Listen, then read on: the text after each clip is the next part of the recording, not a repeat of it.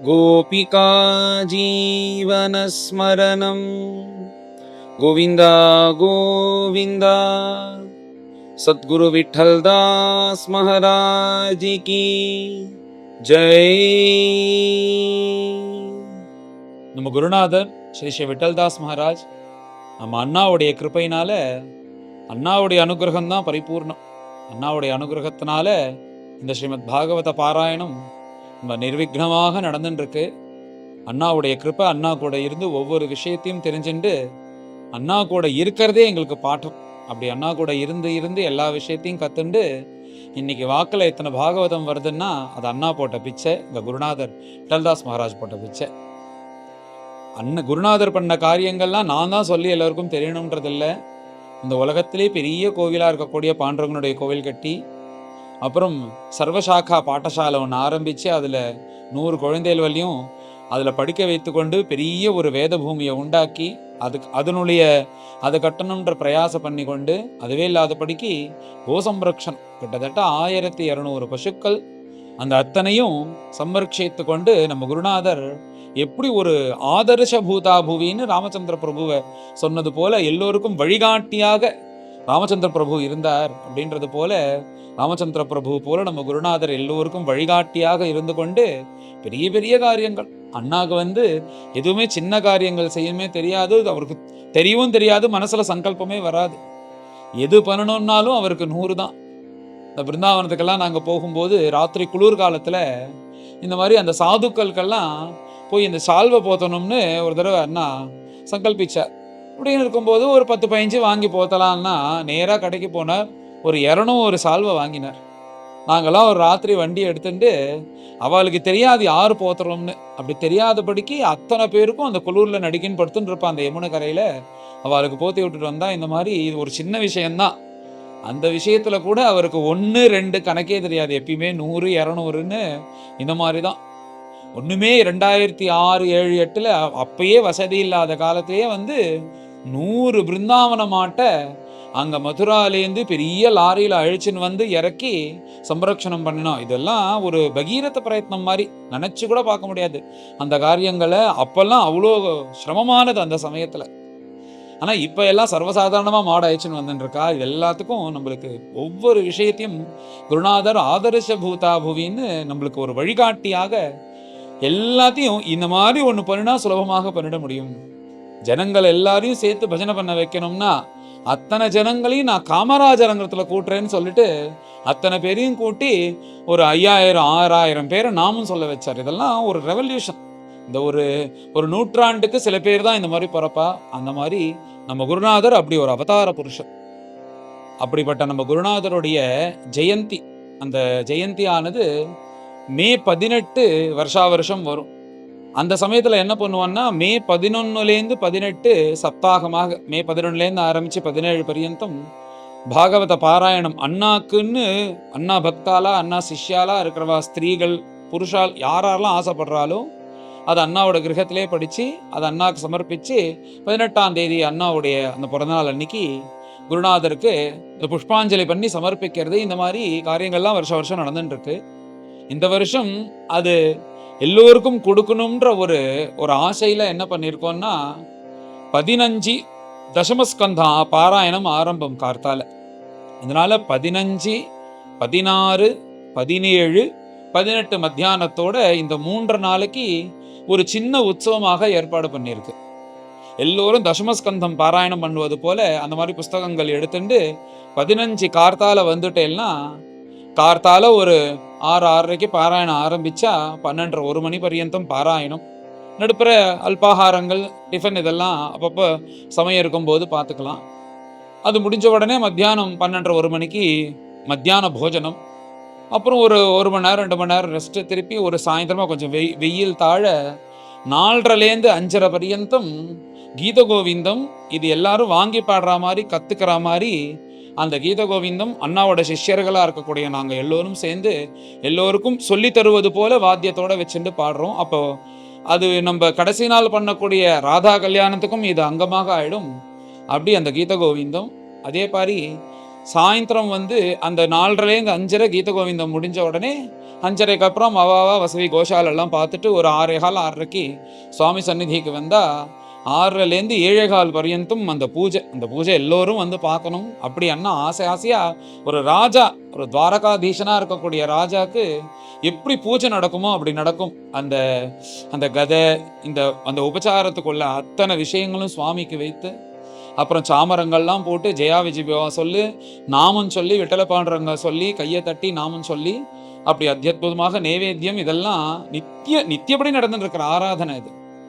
அது ஒரு 7:15 பர்யந்தம் நடக்கும். அப்புறம் கீழே வந்துட்டு ஒரு கொஞ்சம் ஆகாரம் பண்ணிட்டு, ராத்திரி ஆகாரம் பண்ணின உடனே ஒரு மணி நேரம் நம்ம குருநாதருடைய பிரவச்சனம். அது இந்த சமயங்கள்லாம் அந்த சமயத்தில் முன்ன பின்ன இருந்ததுன்னா அது சொல்லுவா. அந்த மாதிரி அண்ணாவுடைய பிரவச்சனத்தை கேட்டுட்டு நேராக எல்லாரும் டோலோத்சவத்துக்கு போனால் அங்கே ஒரு மணி நேரம் டோலோத்சவத்தை முடிச்சுட்டு அவாவா விஸ்ராந்தி எடுத்துக்க போனால் சரியாக இருக்கும். இதே மாதிரி 15ஆம் தேதி 16ஆம் தேதி 17 18 இது 15 16 17 15 வந்து தசமஸ்கந்த ஆரம்பம், இந்த ருக்மிணி கல்யாணம் பர்யந்தம். அப்புறம் 16 மற்ற தசமஸ்கந்த பாராயணம். 17 அன்னைக்கு சப்தாக பூர்த்தியோட அன்னைக்கு 17 முடியும். அதே போல 15 16 17 3 நாட்களும் இதே மாதிரி சத்சங்கம், அந்த சாயந்தரம் கீத கோவிந்தம் பிரவச்சனம். மேலே 18ஆம் தேதி வந்து அன்னைக்கு குருநாதருடைய ஜென்மதினமாக இருக்கிறதுனால திங்கக்கிழமை அன்னைக்கு கார்த்தால எழுந்து கொண்டு நம்ம எப்பயும் பண்ணக்கூடிய குருநாதருக்கு புஷ்பாஞ்சலி, அந்த உபச்சாரங்கள்லாம் பண்ணி, அதெல்லாம் அண்ணாவோட அத்தியந்தமாக இருக்கக்கூடிய சிஷ்யர்கள் அது எல்லோருமே பண்ணக்கூடியது. இந்த தடவை எல்லோருமே வந்து குருநாதருக்கு புஷ்பாஞ்சலி பண்ணுற போல ஏற்பாடு பண்ணியிருக்கோம்.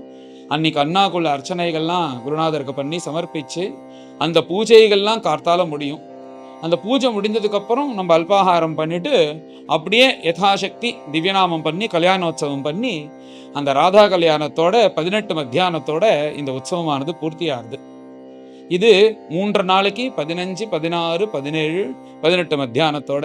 இந்த உற்சவத்தில் கலந்துக்கணும்னா அந்த சமயத்தில் ரொம்ப கோவிந்தபுரத்தில் வெயிலாக இருக்கும். அதனால் நம்மளுக்கு அந்த வெயில் தெரியாதபடிக்கு தங்கறதுக்கு இப்போ நிறையா ரூம்கள்லாம் கட்டியிருக்கோம். நல்ல ஏசி வசதிகளோட 2 பேரும் ரொம்ப தாராளமாக தங்கலாம். ரொம்ப நல்ல ரூம் அந்த மாதிரி இருக்குது.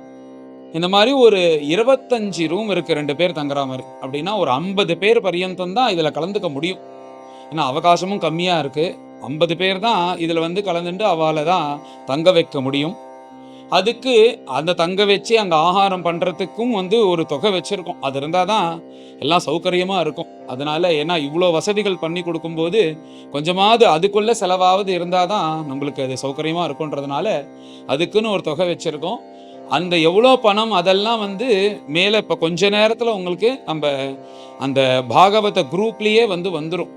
இதில் எப்படின்னா யார் கண்டிப்பாக வரேன் இந்த மாதிரி ஒரு சந்தேகமாக இருக்க வர முடியாதுன்றவா இல்லாதபடிக்கு கண்டிப்பாக வர முடியும்ன்றவா வண்டி இதுக்கு பேரை கொடுத்து அந்த பணத்தை கொடுத்து கட்டிட்டேன்னா முதல் வரவாள் ஃபஸ்ட் கம் ஃபஸ்ட்ன்ற மாதிரி முதல் 50 பேருக்கு இந்த வாய்ப்பானது கிடைக்கும். நம்ம குருநாதருடைய இந்த ஜெயந்தி உற்சவத்தில் கலந்துட்டு கோவிந்தபுரத்தில் இருக்கக்கூடிய பாக்கியம், பாண்டுரங்கனை தரிசனம் பண்ணிட்டு குருநாதரை தரிசனம் பண்ணிட்டு அங்கே ஒரு 3 நாள் வசிக்கக்கூடிய பாக்கியம், இந்த காரிய கர்மத்தில் எல்லாரும் கலந்துக்கக்கூடிய பாக்கியம். நாங்கள் சிஷ்யர்கள் எல்லோருமே அந்த சமயத்தில் இருந்து எல்லாரும் சேர்ந்து நடத்தக்கூடிய இந்த உற்சவம். அதனால் எல்லோரும் கோவிந்தபுரத்துக்கு வரணும்னு கேட்டுக்கொள்கிறேன். அதனால் யார் கண்டிப்பாக வரையலோ அவள் வந்து இதில் கலந்து கொள்ளுங்க. இதில் வந்து ஒரு நம்பர் கொடுக்க போகிறோம் டீட்டெயில்ஸ்க்காக. அந்த நம்பருக்கு யாரும் ஃபோன் செய்ய வேண்டாம். எல்லாரும் வந்து பிஸியாக இருக்கிறதுனால அதுக்கு வாட்ஸ்ஆப்பில் மெசேஜாக அனுப்புங்கோ, இல்லை வாய்ஸ் நோட்டாக அனுப்புங்கோ. அப்படி அனுப்பினேன்னா நீங்கள் வர்றதுன்னு தீர்மானம் ஆகிடுதுன்னா அவள் ஒரு கூகுள் ஃபார்ம் உங்களுக்கு அனுப்புவாள். அந்த கூகுள் ஃபார்மில் அந்த விவரங்கள்லாம் அதில் என்னென்ன போட்டிருக்கோ அது எல்லாத்தையும் ஃபில் பண்ணி அதனுடைய விவரங்கள் எப்படி பண்ணணும்னு கேட்டேன்னா வாட்ஸ்அப்லேயே சொல்லுவாள். அதனால் கொஞ்சம் வாட்ஸ்அப் லேட்டாக மெசேஜஸ்லாம் ரிப்ளைலாம் வந்ததுன்னா கொஞ்சம் பொறுமையாக இருந்து பண்ணிவிடுங்கோ. அதனால் அவள் காரியத்தை பார்த்துட்டு எல்லாத்தையும் உங்களுக்கு சகாயம் பண்ணுவாள். அதே மாதிரி இந்த கூகுள் ஃபார்மில் ஃபில்அப் பண்ணி நீங்கள் அனுப்பிச்சிட்டேன்னா ஃபஸ்ட் கம் ஃபஸ்ட்டில் உங்களுக்கு சேர்த்துன்ருவா. அதனால் கண்டிப்பாக வரணும், வருவேன் அப்படின்றவா வண்டி இதில் கலந்துட்டேன்னா சௌரியமாக இருக்கும். இல்லை நான் சந்தேகமாக இருக்குது, நான் எதுக்கும் பேர் கொடுத்து பணம் கொடுத்து வைக்கிறேன், அப்புறம் கேன்சல் இருக்கா அப்படின்னு ஒரு சந்தேகம் இருந்தால் கூட நீங்கள் கொஞ்சம் யோஜனை பண்ணிக்கலாம். ஏன்னா தீர்மானமாக உள்ளவா வந்தால் தான் நல்லாயிருக்கும். ஏன்னா ஆட்களே கம்மியாக தான் வச்சுருக்கோம். அதனால் தீர்மானமாக உள்ளவா வந்தேன்னா இதுக்கு ஒரு சௌகரியமாக இருக்கும். அதை நீங்கள் பிளான் பண்ணிக்கோங்க. 50 பேர் தான் இந்த வருஷம் அலாட் பண்ண முடியறது. அந்த 50 பேரும் வந்து இந்த மாதிரி கோவிந்தபுரத்தில் தங்கிண்டு குருநாதர் ஜெயந்தி உற்சவத்தில் கலந்து கொள்கிற பாக்கியம் இது நடந்துன்னு தான் இருக்கு வருஷா வருஷம். இந்த வருஷம் எல்லோரும் சேர்ந்து குருநாதருக்கு செய்யணும்ன்ற ஒரு ஆசையில் இதை ஏற்பாடு பண்ணியிருக்கோம். அதனால் உங்களுக்கு மற்ற டீட்டெயில்ஸ் எல்லாம் நம்ம வாட்ஸ்அப் குரூப்லேயே, பாகவதம் குரூப்லேயே வரும். அதனால் அதை தொடர்பு கொண்டு எல்லோரும் இந்த ஜெயந்தி உற்சவத்தில் கலந்து கொண்டு பாக்கியம் பெறணும்னு எல்லோட்டையும் கேட்டுக்கொள்கிறேன். இந்த 15வது அத்தியாயம் ஆரம்பத்தில் பரீட்சித் மகாராஜா கேள்வி கேட்குறார். பிரம்மனிஷ்டால் இந்த சாக்ஷுஷ மன்வந்தர பரியந்தம் அமிர்தமசன கதைகள்லாம் சொல்லி இப்படி பகவான் அவதாரம் பண்ணி இந்திரனுக்கு சகாயம் பண்ணினார் அப்படின்றத அமிர்தமசன கதையெல்லாம் சொன்னார். அதுக்கப்புறம் இந்த வைவஸ்வத மன்வந்தரத்தில் இந்திர சகாயமாக வாமனமூர்த்தியாக பிறந்து இந்திரனுக்கு அந்த லோகத்தை எல்லாத்தையும் ஜெயித்து கொடுத்தார், மகாபலியிடேந்து வாங்கி கொடுத்தார்னு சொன்னார். ஒன்றும் அதை திரும்ப இப்போ கேள்வி கேட்குறாராம் பரீட்சித்து. இந்த மகாபலி சொன்னது போல எல்லாத்தையும் தானம் கொடுத்தார். மகாபலி மகாவிஷ்ணுவை ஏமாத்தவே இல்லை அப்படின்னு எல்லாருக்கும் தெரியும். நீங்களும் மகாபலி மகாபக்தனாக வர்ணிச்சு அப்படி ஒரு பகவதர்ப்பணம் பண்ணினார்னு நிறைய இடத்துல சொல்லிட்டு வரு. அப்படி உயர்ந்த தானம் கொடுத்த மகாபலிய எதுக்கு வருண பாசத்தினால கட்டணும்? அப்படி வருண பாசத்தினால கட்டுறது சரியே இல்லையா? ஒருத்தவங்க தப்பு செஞ்சாதானே அவனை பாசத்தினால கட்டுறது, தண்டனை கொடுக்கறது, இவைகள்லாம் பண்ணுவா. ஆனா இப்படி இருக்கிற மகாபலிக்கு ஏன் பகவான் வருண பாசத்தினால கட்டினார்? அப்படி மகாபலி என்ன பண்ணினார்? பகவான் ஒன்று செஞ்சா சரியாதானே இருக்கும். அப்போ என்ன நடந்தது அப்படின்றத உங்க வாக்குனால கேட்கணும்னு நான் ஆசைப்படுறேன் அப்படின்னு இந்த வாமனாவதார சரித்திரத்தை பத்தின கேள்வியை கேட்ட உடனே மேல பிரம்மனிஷ்டால் அந்த கதையை ஆரம்பிக்கிறார். அமிர்தபானம் பண்ணிட்டு தேவலோகத்துல இந்திராதிகள் சௌக்கியமா இருக்கா, திலோகாதிபத்தியம் இந்திரன் கையில இருக்கு. இப்படி லோகத்தெல்லாம் ஆண்டு கொண்டு இருக்கும்போது இங்க அசுரர்களுடைய ராஜாவா இருக்கக்கூடிய மகாபலி நேரா சுக்கராச்சாரிக்கு போய் நமஸ்காரம் பண்ணி, எனக்கு திலோகாதிபத்தியம் வேண்டும், அதுக்கு ஏதாவது வழி இருந்தா சொல்லுங்க அப்படின்னு சொல்லிட்டு கேட்ட உடனே, அப்பா நம்ம வேதோக்தமான தர்மங்கள்ல ஒண்ணு முடியாதுன்றதே கிடையாதுடா, அப்படி சொல்லணுமா? ஒரு குரு கேட்டா ஏதாவது வழி இருக்கான்னா வழி இருக்குன்னு தெரிஞ்சு வச்சுன்னு சொல்லணும். சும்மா ஏதோ தனக்கு தெரிஞ்சது போற போக்கில் எப்படின்னு சொல்லாதபடிக்கு பிரமாணத்தோட பேசணும், அது சத்தியமாகவும் நடக்கணும். அப்படி ஒரு குருவாக இருக்கணும். அப்படி ஒரு குருவா சுக்கராச்சாரி. அதனால தானே சொல்றேன், ஆரம்பத்திலேருந்து தேவதைகள் பகவான்கிட்ட போவா, அசுரர்கள் சுக்கராச்சாரிட்ட வருவா. அப்ப அவருடைய தபஸும் பராக்கிரமும் எப்படி இருக்கு பாருங்க. பகவானுக்கு சதிருஷமாக சண்டை போடுறதுக்குள்ள அந்த தெம்பையும் அவளுக்குள்ள அந்த மனோபலத்தையும் அவளுக்கு உபாயத்தையும் சொல்லி கொடுப்பாராம் சுக்கராச்சாரி. அப்படி சொல்லிட்டு, நீ வேதோக்த தர்மங்கள்ல முடியாதுன்றதே கிடையாது அப்படின்னு சொல்லிட்டு விஸ்வஜித்து அப்படின்ற ஒரு யாகம் இருக்கு, அந்த யாகத்தை பண்ணி வைக்கிறேன். அந்த யாகத்துல ஒரு தேர் வரும், அதுல ஏறி உக்காந்தேன்னா நீ இந்திரன்லாம் உன் கூட சண்டைலாம் வரவே மாட்டான், டவுனை காலி பண்ணிட்டு கிளம்பிடுமா, நீ தான் திரிலோகாதிபதியா இருப்பேன்னு அப்படி ஒரு அனுகிரகம் பண்றாராம். தன்னுடைய வித்தையிலையும் தர்மத்தையும் அப்படி ஒரு நம்பிக்கை, தன்னுடைய அந்த ஒரு தபஸ்ல ஒரு கான்ஃபிடன்ஸ் அவருக்கு அப்படி இருக்கணுமா ஒரு குரு. அப்படி சொல்லி கொடுக்குறார், நீ கவலைப்படாத, ஒரு யாகம் இருக்கு, நான் உனக்கு பண்ணி வைக்கிறேன் அப்படின்னு மகாபலியை சமாதானப்படுத்தி அந்த விஸ்வஜித்து அப்படின்ற யாகத்தை அத்தியுதமாக பண்ணி வைக்கிறார் சுக்கராச்சாரியார். அப்படி யாகம் பண்றார், அவபிருத ஸ்நானம் பண்றார், அபிஷேகம் பண்ண அந்த யாக குண்டத்திலேருந்தே அப்படியே பார்த்துட்டே இருக்கும்போது ஒரு தங்கமயமான ஒரு ரதம் வருது. அந்த ரதத்தை பார்த்தாலே அப்படி தேஜோவந்தமாக சூரியனோட ரதம் போல ஜொலிக்கிறது. அதுல குதிரைகள் கட்டியிருக்கான். அது எப்படின்னா பச்சை நிறத்துல இருக்கான் அந்த குதிரைகள்லாம். இந்த சூரியனுடைய குதிரைகள் போலயாம்.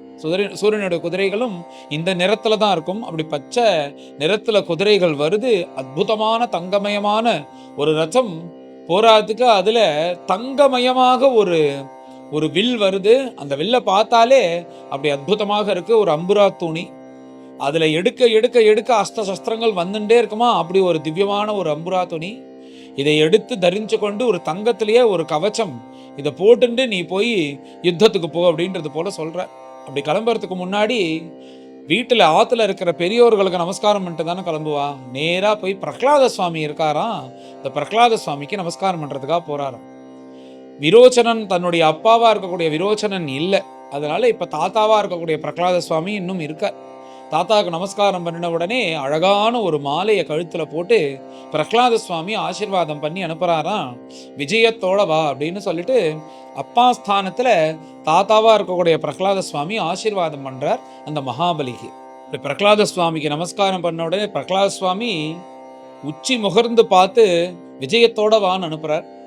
இது எல்லாத்துக்கும் காரணம் சுக்ராச்சாரி தானே. இந்த சுக்ராச்சாரிக்கு திரும்பவும் நமஸ்காரம் பண்ணி விஜயப்பிரதமாக போயிட்டு வரணும் அப்படின்னு உடனே தாராளமாக கிளம்பு அப்படின்னு மகாபலிக்கு குரு ஆசீர்வாதம் பண்ணி கையில் ஒரு சங்கத்தை கொடுக்குறாராம். இந்த சங்கத்தை அந்த சொர்க்கத்துக்கு முன்னாடி நீ ஊது, இது ஊதினாலே இந்த விஜய பேரின்னு பேர் இதுக்கு, அதை கேட்டு எல்லாரும் ஓடிடுவான்னு சொல்லிட்டு இப்படி தன்னம்பிக்கையோட தபஸோட கொடுக்குறாராம் சுக்ராச்சாரி. அப்படி ஒரு தபஸ் அவர்கிட்ட. அவர் சொல்றது அப்படியே நடக்க போறது, யுத்தம்லாம் கிடையவே கிடையாது. அப்படியே இந்திரன் பட்டணத்தை காலி பண்ண போறான். இது சுக்ராச்சாரியோட தபஸ். அதனாலதான் பகவான் சுக்ராச்சாரி சபிக்கணும்னு பிரார்த்தனை பண்றார் அந்த வாமனாவதாரத்துல. பின்னாடி அந்த கதைகள்லாம் வரப்போகுது. ஏன்னா சுக்ராச்சாரி போட்ட பிச்சை அது. அவருடைய தபஸனால ஒரு தங்கமயமான ரதத்துல ஏறிக்கொண்டு இந்த சங்கத்தினால நீ சப்தத்தை போடு, இந்த சங்கத்தை ஊது, எல்லாரும் பட்டணத்தை விட்டு கிளம்பிடுவான் அப்படின்னு சொல்லிட்டு தன்னுடைய தபஸ் முழுக்க செலவு பண்ணி இப்படி தன்னுடைய சிஷ்யனை அனுப்புறாரு சுக்ராச்சாரி.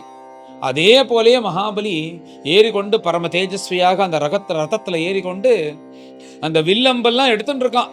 சண்டை வந்தா பார்த்துக்கலாம், எதுக்கும் இருக்கட்டும்னு அசுர சேனையும் அழிச்சுண்டு அந்த சொர்க்கத்துக்கு வரான்னு. இந்த சொர்க்கத்தெல்லாம் பிரம்மனிஷ்டால் வர்ணிக்கிறார்.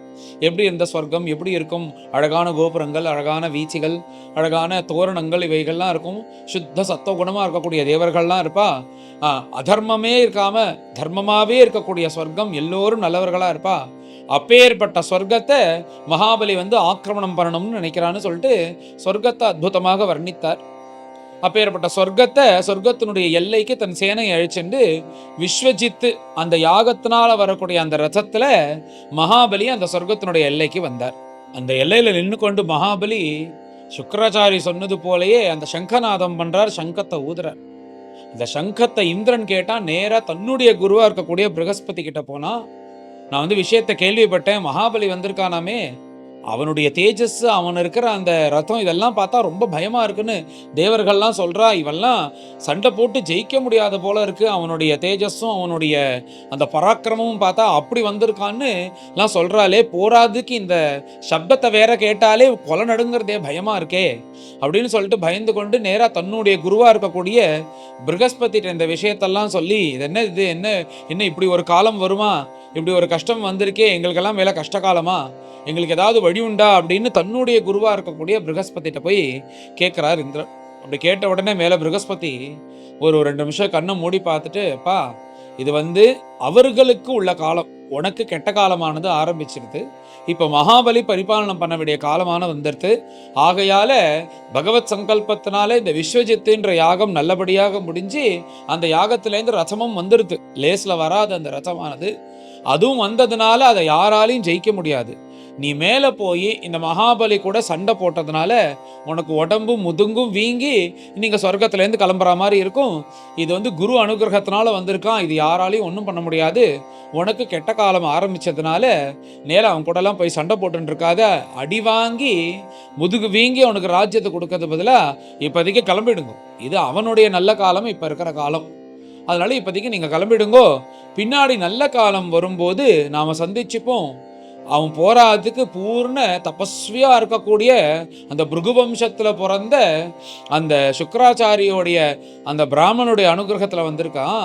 அதனால இந்த பிராமணனுடைய அனுகிரகம் இருக்கிறதுனால இப்ப நீங்கள்லாம் போய் சண்டை போட்டதுனால ஜெயிக்க முடியாது. போராதுக்கு வேதோக்த தர்மங்களை அனுஷ்டானம் பண்ணி நல்ல நல்ல பாதையில, சரியான பாதையில வந்திருக்கான். அதனால நீ எவ்வளோ போய் சண்டை போட்டாலும் உன்னால ஜெயிக்க முடியாதுன்னு ப்ரகஸ்பதி ஹிதோபதேசம் பண்ணி, சீக்கிரத்தில் நல்ல காலம் வரும், பகவான் உங்களுக்கு அனுகிரகம் பண்ணுவார், அதனால இப்போ நீங்கள் சொர்க்கத்தில் இருங்காதீங்க, பட்டணத்தை காலி பண்ணிடுங்கன்னு சொல்லிட்டு சொர்க்கத்திலேருந்து அவர்களை கிளம்ப சொல்லிட்டாராம் ப்ரகஸ்பதி. அவள்கிட்ட சொல்லிட்டு தானும் தன்னுடைய ஆசிரமத்துக்கு சுகிருகத்துக்கு ப்ரகஸ்பதியும் கிளம்பிட்டார் சொர்க்கத்திலிருந்து. தேவர்களும் அவரவர்கள் அவளுக்கு வேணுங்கிற அந்த மாறு வேஷத்தில் அவளால் சுத்த முடியும்ன்றதுனால அவர்கள் அவ மாறு வேஷத்தில் எடுத்துக்கொண்டு இனிமேல் சொர்க்கத்தில் இருக்க முடியாது, வேற எங்கேயாவது போய் தங்கிப்போன்னு அவரவர்கள் கிளம்பிட்டார்கள். ப்ரகஸ்பதியும் கிளம்பிட்டா. பார்த்தா பட்டணமே காலியா இருக்கு. அத்தனை ஐஸ்வர்யத்தோடையும் சொர்க்கலோகமானது அப்படி செழிப்பா இருக்கு, யாருமே இல்லை. இங்க என்னன்னா அந்த சிம்மாசனம் கூப்பிடுறதா மகாபலியா உட்காருங்கோ அப்படின்னு. யாருமே இல்லை, இப்படி உட்காராம இந்த சிம்மாசனமானது இருக்கே, திரிலோகாதிபத்தியத்துக்குள்ள சிம்மாசனம், நீங்கள் வந்து இதில் உட்காந்து கொண்டு பரிபாலனம் பண்ணுங்கன்னு கூப்பிடுவது போல இருக்கான். அந்த சொர்க்கலோகத்தில் இருக்கிற அந்த சிம்மாசனம் நேராக போனால் அந்த சிம்மாசனத்தில் உட்காந்துட்டார் மகாபலி. இப்போ திரிலோகாதிபத்தியம் மகாபலி கிட்ட வந்துட்டு சண்டையுள்ள ஒன்றும் இல்லை. எப்படிலாம் யுத்தம் பண்ணா தேவர்களை ஜெயிக்கணும்னு, அதில் வந்து தோத்து தானே போனான். அப்படி தோத்து போய் கஷ்டப்பட்டு இருக்கும்போது குரு அனுகிரகத்தினால இப்படி ஒரு அருமையான ஒரு யாகம் பண்ணி இப்படி திரிலோகாதிபத்தியம் பண்ணோடனே பரம சந்தோஷப்பட்டு நேராக அதை குருகிட்ட தான் போய் சொல்கிறாராம் மகாபலி. நேராக போய் குருவுக்கு நமஸ்காரம் பண்ணி, நீங்கள் சொன்ன மாதிரியே ஒரு விஷயம் கூட மாறாதபடிக்கு நடந்தது, அப்படி அற்புதமான இருந்தது, எல்லாம் உங்களுடைய தபஸு, உங்களுடைய மகிமை, நீங்கள் போட்ட பிச்சைன்னு சொல்லிட்டு குருவுக்கு நமஸ்காரம் பண்ணினா மகாபலி.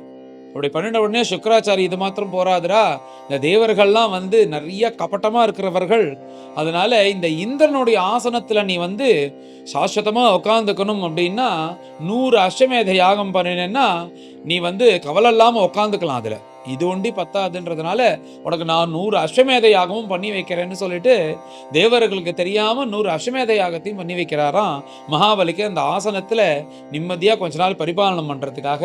அப்படி குரு அனுகிரகத்தினால 100 அஸ்வமேத யாகமும் பண்ணி திரிலோகாதிபத்தியத்தில் இருந்து கொண்டு சகல ஐஸ்வர்யங்களும் இப்போ மகாபலியோடைய கையில், 3 லோகத்தில் இருக்கிற அத்தனை ஐஸ்வர்யம் மகாலட்சுமியும் மகாபலியினுடைய கிரகத்தில் இருக்கு. அப்படி திரிலோகாதிபதியாக இருந்து கொண்டு பூலோகம், புவர்லோகம், சுவர்லோகம்னு சொல்லக்கூடிய இந்த 3 லோகத்துக்கு அதிபதியாக இருக்கார் மகாபலி.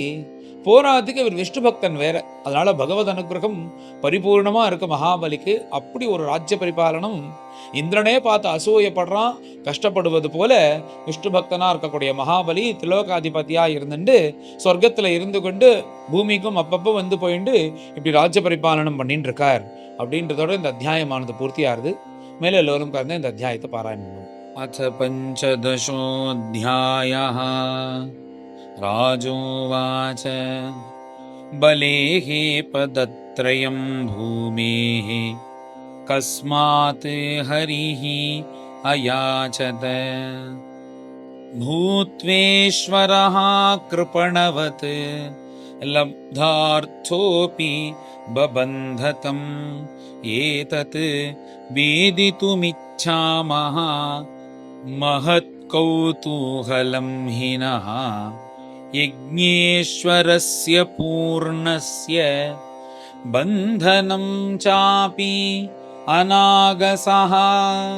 श्रीशुक उवाच पराजितश्रीः असुभिश्च हापितः हीन्द्रेण राजन् भृगुभिः सजीवितः सर्वात्मना तान् अभजद्भृगून् बलिः शिष्यो महात्मार्थ निवेदनेन तं ब्राह्मणाः भृगवः प्रीयमाणाः अयाजयन् विश्वजितातृणाकम् जिगीषमानं विधिना अभिषिच्य महाभिषेकेण महानुभावाः ततो रथः काञ्चनपट्टनद्धः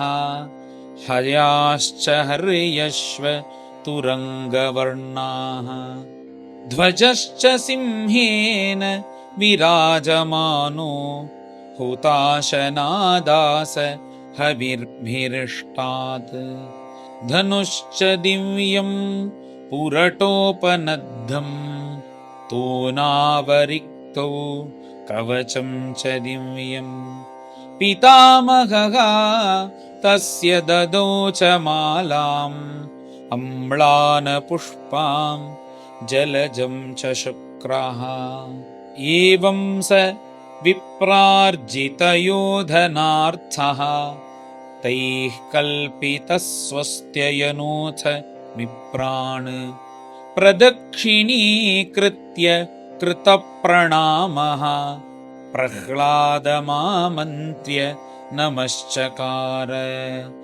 अचारुह्य रथं दिव्यं भृगुदत्तं महारथः सुसग्धरोऽथ सन्नह्य धन्वी खड्गी धृतेषु धिः हेमाङ्गद लसद्बाहुः स्फुरन्मकरकुण्डलः रराजरथमारूढो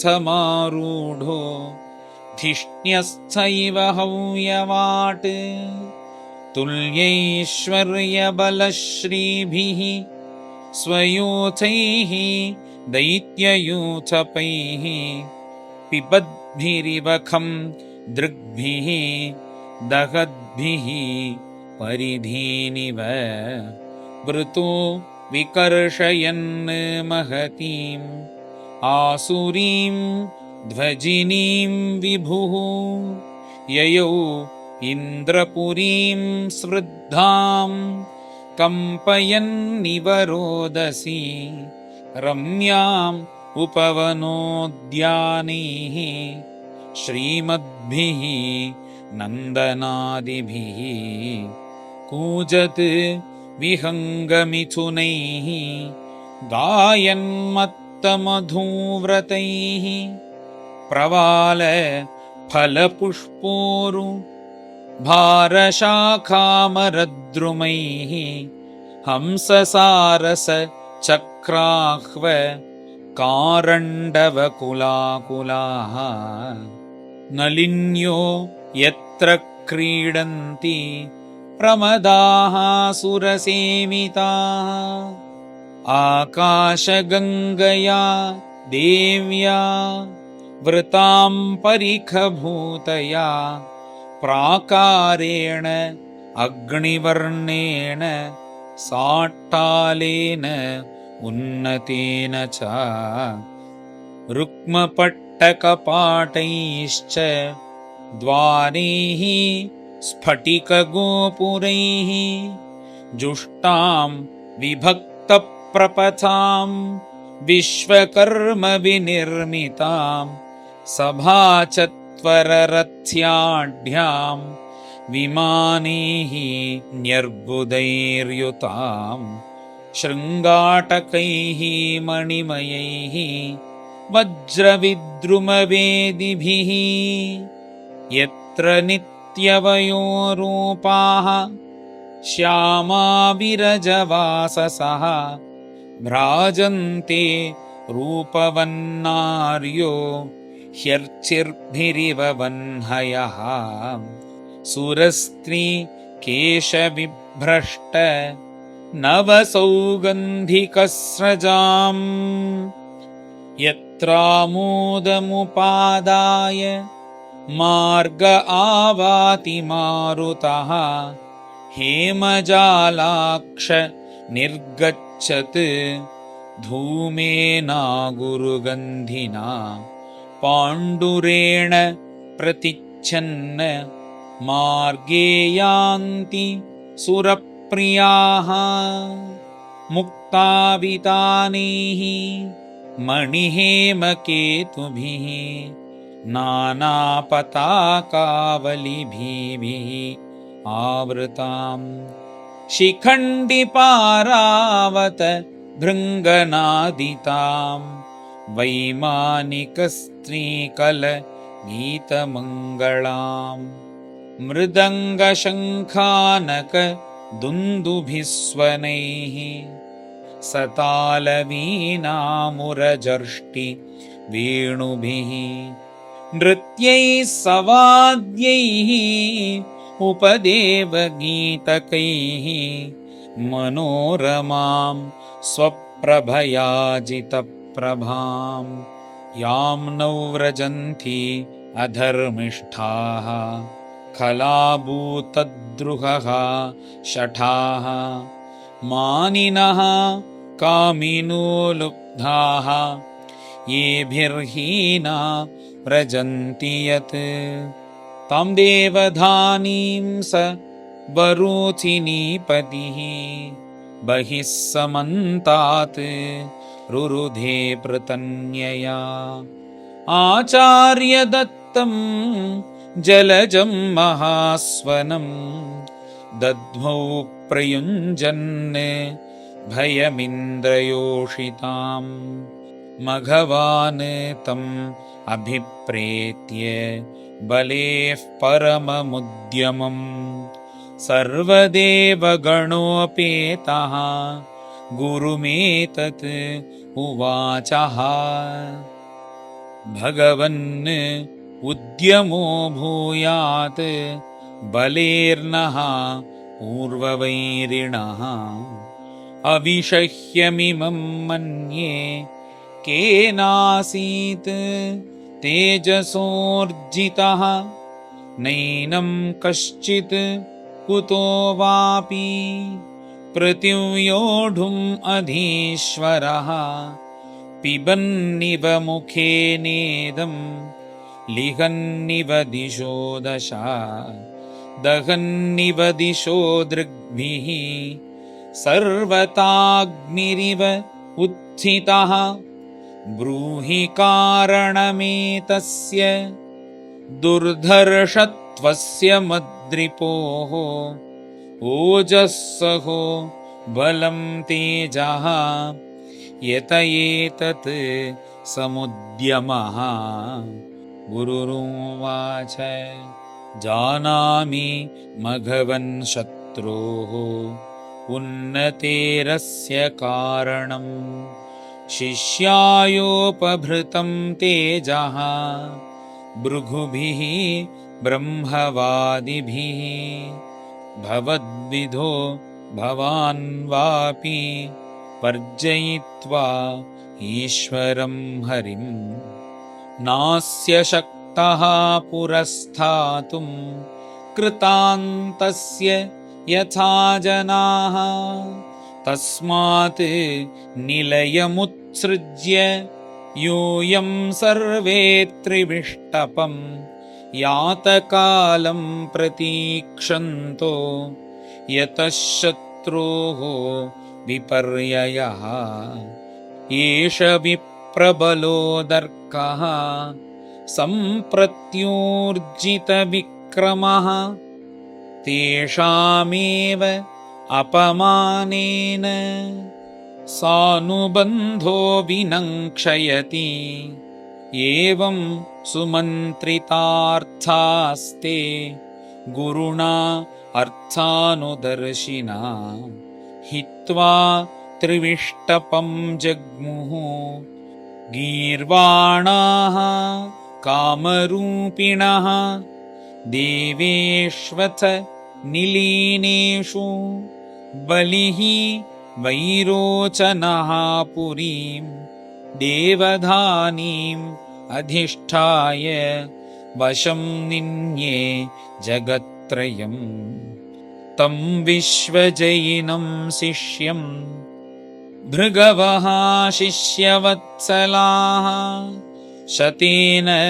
हयमेधानाम् अनुव्रतमया जयन् ततस्तदनुभावेन भुवनत्रयविश्रुतां कीर्तिं दिक्षु वितन्वानः सरेज उडुराडिव बुभुजे च श्रियं श्रुद्धां द्विजदेवोपलम्भितां कृतकृत्यमिव आत्मानं मन्यमानो महामनाः।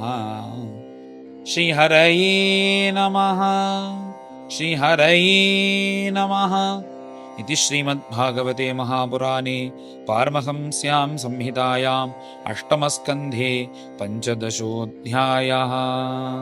गोपिका जीवनस्मरणं गोविन्द गोविन्द। सद्गुरु विठ्ठल दास महाराज की जय।